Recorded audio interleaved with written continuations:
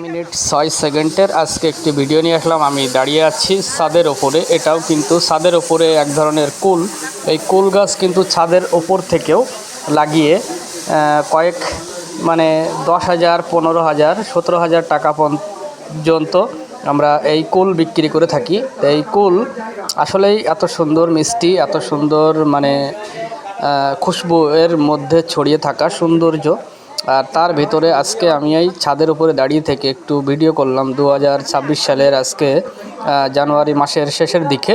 তো যাই হোক, এই কুলগুলি খেতে কিন্তু খুব সুন্দর টেস্ট। আর ছাদের উপরে যদি আমরা একটি ঢব, ওই যে বড় ধরনের যে ডিজেল বা বড় প্লাস্টিকের যে ঢবগুলো থাকে ওইগুলো কেটে কিন্তু এর উপরে কুলের চারা লাগানো যায়।